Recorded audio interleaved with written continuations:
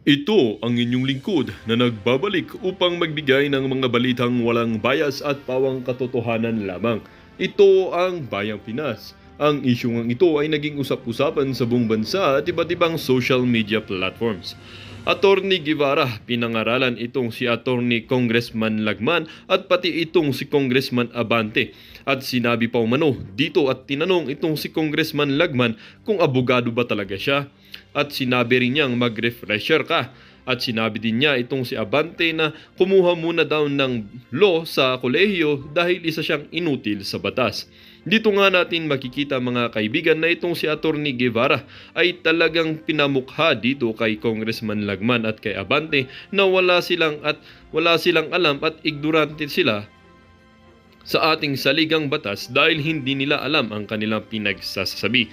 Dito nga naman makikita nitong si Lagman na talagang napatameme dito sa galing nitong si Attorney Guevara at ito namang si Abante ay tila ba nanlumo dahil sa sinabi niyang wala siyang alam at inutil siya sa batas at dahil nga totoo naman ito mga kaibigan dahil hindi naman nag-aral ng patungkol sa batas itong si Abante na ito. Kaya nga hindi rin maiwasan ng ating mga mamamayan at ating mga netizen na magbigay ng kanilang mga hinaing. Yan ang abogado, malinaw magpaliwanag para tuloy kayong mga estudyante na lelekturan ni Atty. Guevara. Mr. Lagman, kung gusto ninyong masunod ang ICC, ditanggalin na ninyo ang Hall of Justice, Congress pati mga senators kasi wala na silang silbi. Majority ng taong bayan ang nagsabi na maganda ang naging resulta ng war on drugs ng PRRD. Ano pa nga ang sense ng hearing na ito? Majority wins. PRRD is the heart winner. Mahusay ang explanation ni Solgen Guevara about ICC jurisdiction. Maliwanag na walang karapatang mangialam ang ICC dito sa ating bansa, kaya tigilan na ang mga congressmen ang pagtatanggol sa ICC. The old man knew exactly what he's talking about. However, his insistent argument on this particular issue ay di nga makalusot. What a brilliant answer coming from a bright lawyer against the old lawyer. Sobra naman, harap-harapan talaga ang pakay ng mga crocodile na ito. Hindi na in aid of legislation but to investigate about ICC jurisdiction against PRRD and Senator Bato de la Rosa. Galing sumagot ni Atty. Guevara. Lecturan mo kaya yan sila ng matauhan. Well, para nga sa kabuwang detalye ay panoorin na lamang ang buong video at salamat na rin sa ating mga solid viewers sa walang sawang pagsuporta. At kung bago naman sa ating channel ay syempre huwag kakalimutang mag-subscribe, pindutin ang notification bell, piliin na rin ang all upang laging maging updated sa mga balitang bago, totoo at walang bias dito sa channel ng Bayan, ang Bayang Pinas. Huwag din pong kakalimutang mag-iwan ng like at i-share ang ating mga videos. Muli po, maraming salamat and God bless.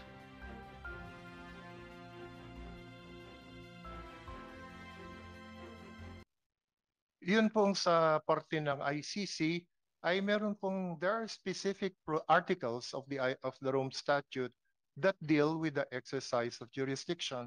Yun nga pong sinabi ko na Articles 12 and Articles 12 and 13. So very specific po yung exercise of jurisdiction under the Rome Statute. Kaya nga po hindi natin magamit ng exactly kung ano po yung jurisprudence are under Philippine law. Kasi sa atin po ay, kumbaga, sa rules of court natin po iyan and jurisprudence. Pero ito po ay treaty, kaya po hindi siya talaga applicable. So, yun po ang sinusunod natin, ano ho, yung Articles 12 and 13. Pero kung meron po kayong ibang interpretasyon kung ano ang ibig sabihin ng ng investigation being commenced by the prosecutor, kung ang inyo pong opinion ay pati preliminary examination stage ay kasama noon, then that is your interpretation, Your Honor. Kaya lamang, yun pong decision ng ICC Appeals Chamber na nangyari po noong July of 2023 ay maliwanag na maliwanag pong explain noong dalawang members of the appeals chamber na yun pong pag-exercise ng jurisdiction ay hindi na trigger on a timely basis.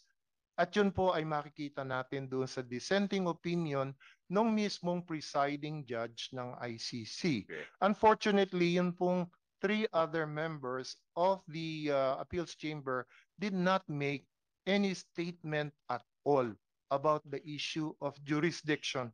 Yung pong dalawang minority, ang siyang mayroong very strong statement na hindi na exercise ang jurisdiction at the proper time. At hindi naman po pwedeng forever, perpetually na nakahang yung ganyang klaseng threat sa Philippine government.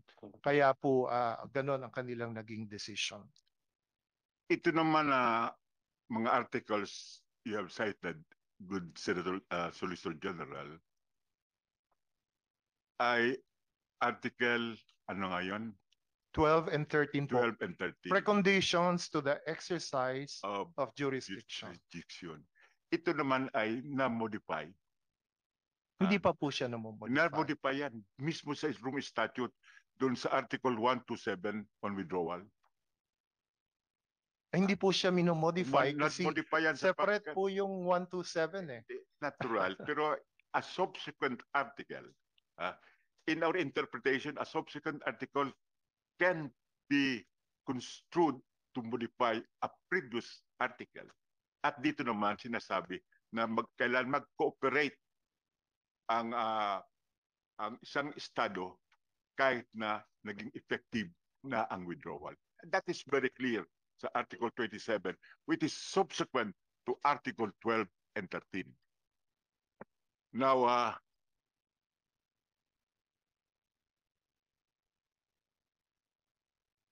when you were the Secretary of Justice, were you privy to the appeal which the Philippines made before the ICC? Yung sa appeals chamber po, yung I think I was already the Solicitor General at the time that the appeal was made. I was already the Solicitor General at the time. So you were not privy to the appeal? Well, I am privy to the appeal because ako po ang representative ng Republic of the Philippines. Iyan nga ang gusto kong ma-underscore. You were the principal on behalf of the Philippines in that appeal. And as lawyers, or even as laymen, when we appeal,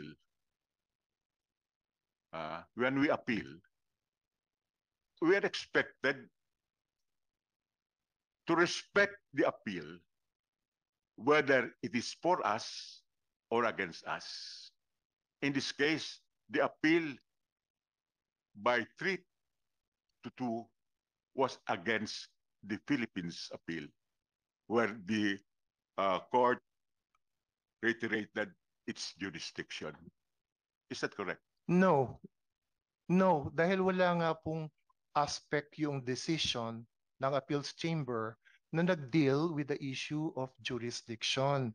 Kaya nga po yung issue ng jurisdiction nakahang until now. At yun po ang basihan kung bakit hanggang sa ngayon ay pinapangatawanan ng Philippine government na walang jurisdiction dahil hindi na-exercise po yung jurisdiction na yan at the proper time. Wala pong aspect yung decision ng appeals chamber dealing with the issue of jurisdiction. Kasi iniskirt po yan nung tatlong, yung 5-member chamber. Yung tatlo po na majority did not make any statement at all about the challenge to jurisdiction.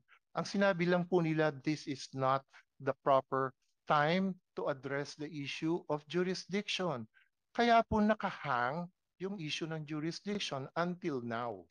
Yung principal question ng ating gobyerno hinggil sa appeal ay walang jurisdiction ang ICC over the country because it has already withdrawn from the Rome Statute. Is that correct? Hindi lang po yun. Isa yan. Isa po yan. Isa yan. Isa po yan. Ngayon, in essence, ano ba yung decision, majority decision ng ICC. Ang essence po ay pwedeng ipagpatuloy ng prosecutor ang kanyang investigation. Okay. Iyan nga. So, in that sense, natalo ang Pilipinas. At obligasyon ng Pilipinas, tayo ang nag-appeal, sundin natin ang desisyon ng ICC. Otherwise, bakit mag-a-appeal pa tayo kung hindi natin susundin ang desisyon? Ang desisyon ay ipagpatuloy ang investigasyon. Kaya ang desisyon ay kailangan din mag-cooperate ang Pilipinas sa investigasyon. I think we should not be a renegade in the international community, but we should subscribe to the principle of the rule of law. Pag nag-appeal ka at tatalo ka, tanggapin mo ang desisyon at sundin mo. May I say something about that? Yes. Tayo naman po ay sumusunod doon sa decision na yon ng appeals chamber. Ano po ba ang decision ng appeals chamber? Mr. Prosecutor, you may continue your investigation. So, ang Pilipinas naman po, hindi naman pinagbabawalan yung prosecutor na magpatuloy ng kanyang pagsisiyasat ng investigation. Dahil yun po ang decision ng appeals chamber. Hindi naman po natin siya pinagbabawalan na magsiyasat. Ang sinasabi lang po ng Philippine government, dahil may issues kami ng jurisdiction na hindi na settle dyan sa decision na yan, wag kang mag-expect ng cooperation from us. Pero hindi kita pinipigilan na mag-continue ng iyong investigation dahil yan ang naging decision ng appeals chamber. You can investigate in whatever way you want. You can talk to any person you want. You can interview any witness you want. It's up to you. Ang sinasabi lang po natin dito, but do not expect cooperation from the Philippine government. Yun lamang po. Hindi naman po natin sinusuway yung decision ng appeals chamber. Hindi po natin pinagbabawalan ang ICC prosecutor to proceed with his investigation. Okay. Hindi ba isa sa mga issues ng Pilipinas dun sa appeal ay gusto natin pagbawalan ang investigasyon ng ICC prosecutors dito sa loob ng bansa? Sinasabi po kasi natin ay hindi admissible yung kaso dahil nga po ang may primary responsibility to investigate ay ang sarili nating national institutions. Kaya po hindi tayo pumapayag na sila ay mag-investigate. Pero ganyan nga po ang naging decision. Kaya po, sige, di mag-investigate kayo kung gusto niyo mag-investigate. Mag-investigate hanggang dito sa Pilipinas. Opo, syempre. Siyempre. Ang gusto lang niyo sabihin... Congressman Lagman, can I just make it clear in relation to what you're asking? Kasi hindi masyadong malinaw sa akin eh.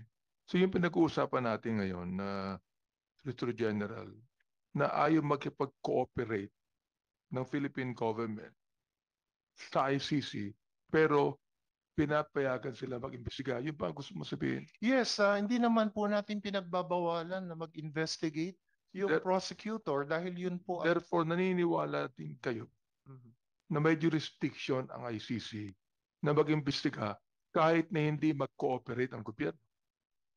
Kahit po hindi makipag-cooperate ang government. Ang basihan po kasi ng lack of cooperation ay dahil nga po until now ay china-challenge pa rin natin ang jurisdiction ng ICC dahil po hindi niya na exercise yung jurisdiction na yon sa tamang panahon. Hanggang ngayon po ay yun ang ating pinapangatawanan. At wala pong aspeto yung decision ng appeals chamber tungkol doon. Kaya hanggang ngayon po yun ang ating mine-maintain. So ibig sabihin na firm pa rin kayo sa inyong paniniwala na dahilan sa nag-withdraw ang Philippine government noong panahon ni President Duterte ay dapat dapat hindi mag-cooperate ang Philippine government at dapat hindi mag-imbestiga ang ICC. Hindi po. Ang sinasabi po namin, there is no legal duty on the part of the Philippine government to cooperate. Yun lamang po ang sinasabi namin. Okay.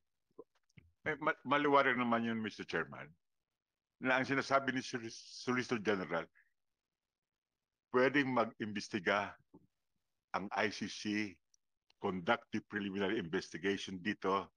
Makalagay ko, dito naman ang mga ebidensya, dito yung mga testigo. Pero ang gobyerno ay hindi mag-cooperate sapagkat wala silang legal duty.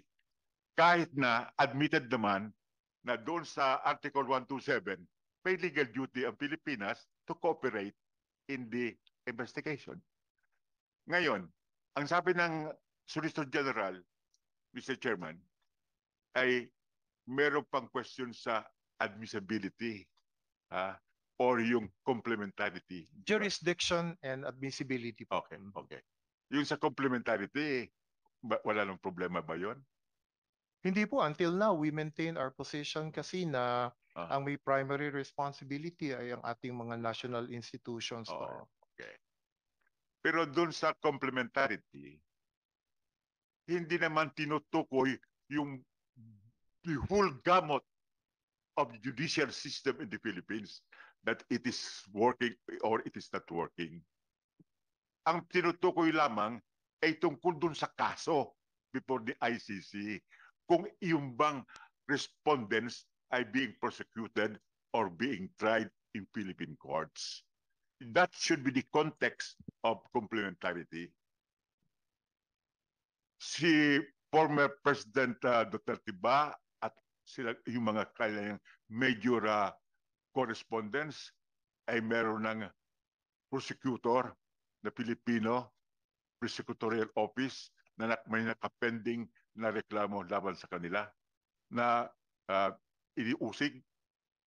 As far as the former president is concerned, Your Honor, wala pa po dahil wala pong nagpa-file ng complaint against him. Nung time na siya ay presidente, that's understandable dahil siya po ay may immunity from suit. Pero ngayon po na hindi na siya presidente, wala namang nagpa-file ng complaint sa kanya. Yung gobyerno ba mismo, yung prosecutor mismo ay hindi pwedeng mag-file on their own sapagkat merong krimen na naganap sa Pilipinas under our laws and our international law? Ang ating usual procedure po ay merong complainant, halimbawa yung biktima, kung sila po ay nag-allege na ang presidente ang siyang pasimuno ng lahat ng ito, ay sila po ang dapat na mag-file ng kaukulang complaint. Motu proprio ang gobyerno hindi pwedeng mag-file? Pinagbabawal ba yan? Kasi po hindi po yun ang ating normal na proseso na mag-iimbestiga, magko-conduct ng preliminary investigation ang ating prosecutor nang wala namang nakahain na reklamo sa kanyang opisina. Ano po ang kanyang iimbestigahan kung wala naman pong nakahain na reklamo? Okay. Yung bang ibang mga respondents maliban sa former president wala rin kaso sa prosecution sa prosecutor's office? Depende po sino po bang mga tao ang si Senator Bato ba meron? Wala po. Wala. Wala naman pong nag-file ng any complaint against him. Okay. Meron ba naman na nakapending na kaso sa husgado sa Pilipinas laban kay former President Duterte at mga kanyang correspondents hinggil dun sa crimes against humanity tungkol sa deadly war on drugs? Let me just clarify this, Your Honor, kasi yung iniimbestigahan po ng ICC ay ang Philippine situation in general. Wala naman pong any specific persons na tinutukoy ang ICC prosecutor sa panahon na ngayon. Ano po? Kaya nga po siya magko-conduct ng investigation with the end in view of specifically identifying certain individuals at a later time.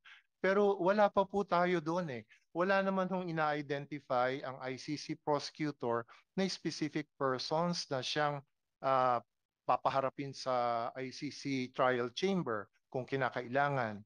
Sa ngayon po, wala pa po tayo dun sa stage na yon. It's the Philippine situation being looked into by the prosecutor.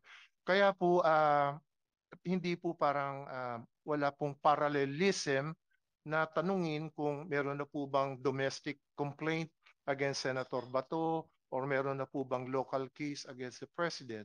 Kasi even the ICC po, wala naman po silang ina-identify pa na certain persons na kanilang lilitisin sa trial chamber. Doon ba sa mga complaints, gusto mo sabihin ng complaints, hindi kaso, complaints na pinail sa ICC, meron bang mga tinutukoy na respondents? Actually, hindi po namin nakita at all yung mga complaints na yon na inihain sa ICC prosecutor. We were just informed na merong investigation or examination na gagawin ang ICC prosecutor. But we never saw yung complaints na yon. Nalaman na lamang po namin sa mga media reports na ang subject matter noong mga complaints na yon ay mga certain individuals like the former president, I think certain PNP officials, Senator Bato de la Rosa. Yun po ay nag-gather na lamang namin from media reports. Pero hindi po yun as in binigyan ng kopya, ng reklamo ang Philippine government para po makapag-comment naman kahit papano ang Philippine government. Hindi po nabigyan ng ganong klaseng opportunity ang Philippine government nung time na nag-gather po ng facts or ng evidence yung prosecutor. Ang gusto mong sabihin, Solicitor General, at the initiative of the Philippine government or its officials, hindi kayo kumuha o humingi ng mga complaints sa inyo para malaman ninyo kung ano talaga ang linalaman ng mga complaints? We did. As a matter of fact, we requested copies of these complaints. And you were also given copies of the complaints? No, we were not given copies of these complaints. Until now, Your Honor, I have not seen a copy of any of these complaints.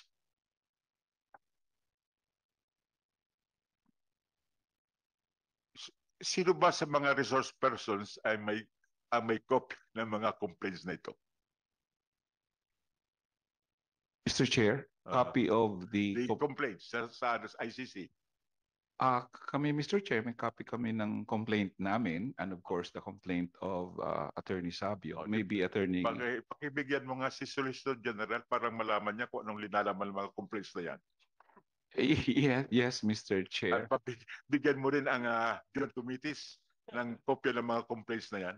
Yes, Mr. Chair. Pinag-uusapan natin na kayo lang nakakakita.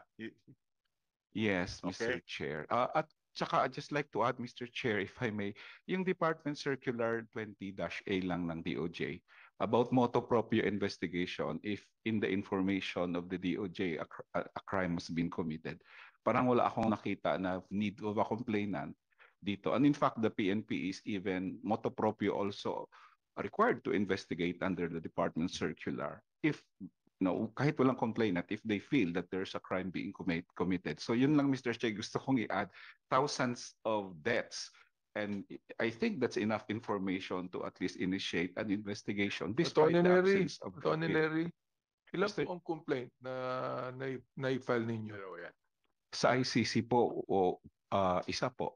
But it involves about 7 families of the AJK victims and of course Rise Up for Life, the church NGO, Mr. Chair, who initiated it. Are there others nag-file ng complaints sa iba? For example, like Attorney Sabio. Yes, Mr. Chair. And there could be others who filed, but because probably for some reason, like they are afraid to be known, they did not announce it. But it's really possible that there are many other complaints filed either before Attorney Sabio or after 2017. We don't know. But we have information that there are other victims who went there, except that unlike the Rise Up for Life and Attorney Sabio, they did not disclose their identities, Mr. Chair. So the request of Congressman Lagman na bigyan niyo ng kopya si Solicitor General Guevara on the complaints, can you do that? We will do that, Mr. Chair. And please give a copy to the committee also. We will do that, Mr. Mr. Chair. Salamat. Gusto ko lang pong balikan yung tinatanong kanina ni Honorable Edsel Lagman. Yun po kasi doon po sa mga libo-libong insidente na mayroong napatay sa mga police operations na may kinalaman sa war on drugs, ang PNP po, nandito ang representative ng PNP, automatically po yung kanilang Internal Affairs Service ay nagko-conduct ng kanilang sariling investigation, at kung sa tingin nila ay merong parang lapses or hindi tamang pag-conduct ng kanilang let's say police operations, ay pinapatawan naman po nila ng paukulang disciplinary action, or kung kailangang i-file sa kaso sa DOJ ay ginagawa nila. Pero nung pong time na ito ay naging mainit na issue, ang ginawa po ng DOJ, ako po yung Justice Secretary at that time, hiningan po namin ang Internal Affairs Service ng PNP ng lahat ng kanilang investigation reports tungkol sa mga killings na incidental to the conduct of police operations. At sila naman po ay fortunately nagpa-unlock. So ibinigay po nila sa DOJ at least 56 cases na ang tingin nila ay may possible liability, yung mga kunwari ng China, no? Ito bang mga hinahala, gusto natin ihalal na mga kandidato, handa pa sila na magpakamatay para sa inyo? Dapat pag-isip-isipan ninyo, kasi may mga alam din tayo diyan na mga nagpapanggap na sabi nila magpapakamatay sila sa bayan. Ito kaya kaya nilang gawin. Sana naman, sabi ko, doon na tayo mamili ba o sumuporta sa mga kandidato na subok na. Meaning, namatay, ilang ulit na namatay para lang sa pagmamahal niya sa bayan, para sa pagmamahal niya sa taong bayan. Sana naman, ang mga kababayan natin, naman tayo, ako si Ariel Querubin, muli na inaalay ang sarili para sa bayan. Isang ama, asawa, sundalo at Pilipino. Tatakbo tayo na senador na sinusuportahan ng Nationalista Party, ngunit tatakbo tayo na independent sa mga political slates.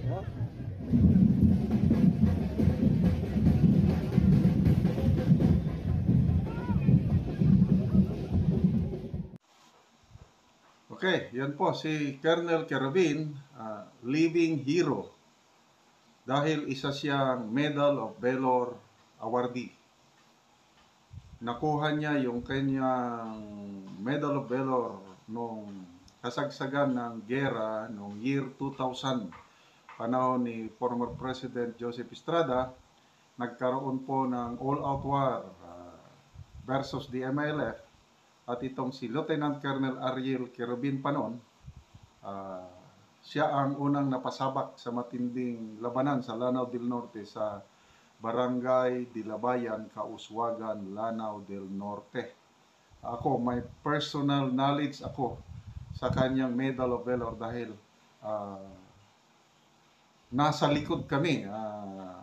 Sila 1st Marine Brigade na attached, so na-opcon sila sa 4th Infantry Division, na kung saan staff ako ni General Roy Simato noon. Kaya alam ko kung ano yung nangyari noong kasagsagan ng gera sa kampo ni Commander Bravo sa Kauswagan. So, anyway, later on ko na lang i-detalye yung iba pang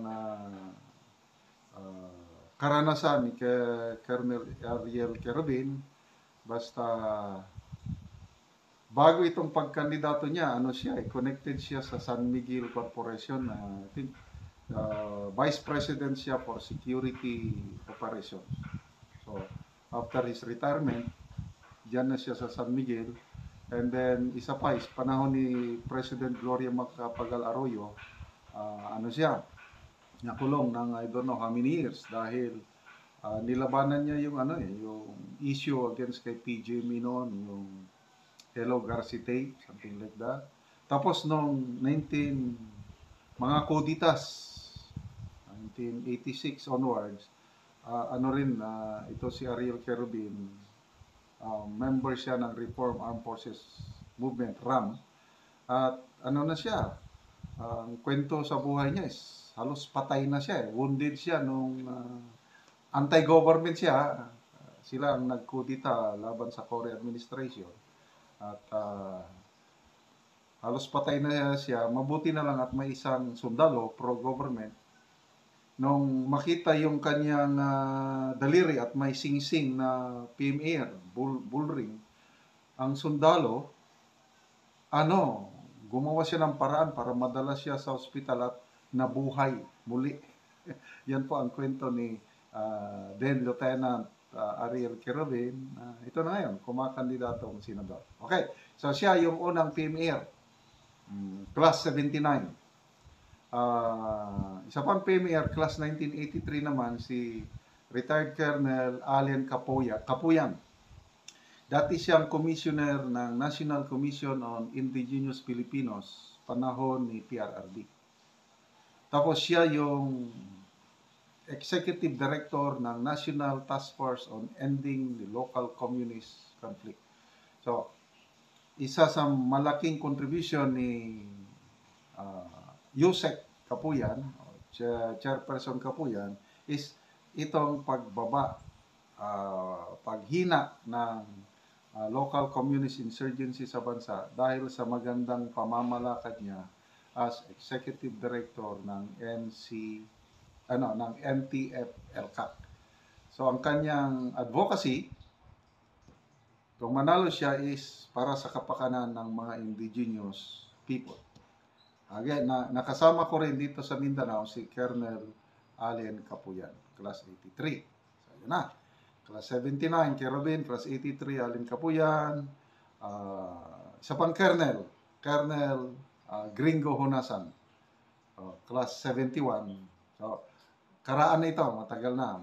Panahon pa ng, I think, nakatatlong term na senador. So, eksperyensado na ito si ex-senator Gringo Honasan, class 71, tumakbo siya na senador. Nitong nakaraang 2022 election, member siya sa Uniteam. Kaya lang hindi pinalad. Okay,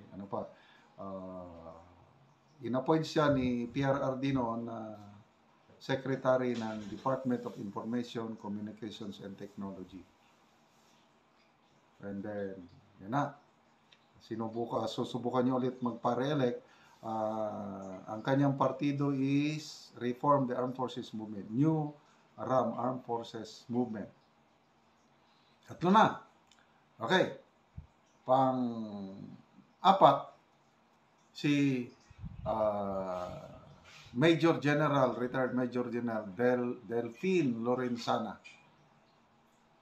Class 76. Dating DND Chief, panahon ni PRRD, itong Marcos administration, na-appoint siya na chairman ng BCDA, Bases Conversion Development Authority. Last month, nag-resign siya as chairman. Ito pala, plano niyang kakandidato na maging senador. Okay? So, sino yung panglima? Ito na, 4-star general. Walang iba kundi si dating PNP chief, Panfilo Lacson, class 71. I don't know kung ilang beses na siyang naging senador. Maraming beses na. At ito, susubukan niya ulit magpa-re-elect. Ano ang kanyang advocacy? Yung sinasabi niya is more on budget scrutiny. Kasi nung panahon niya talagang mahirap makalusot.